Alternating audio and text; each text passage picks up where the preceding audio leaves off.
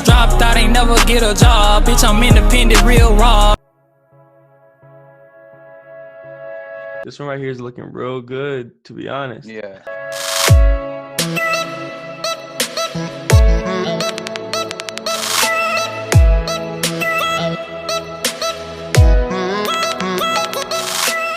So basically, straightforward setup on H1, you know, on NZD USD.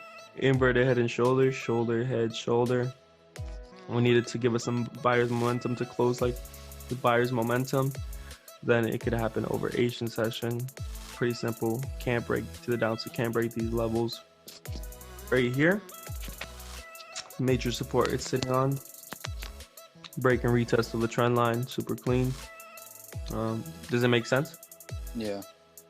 Cool. Boom, guys. All targets hit. Hope you guys enjoyed. See you guys in the next one.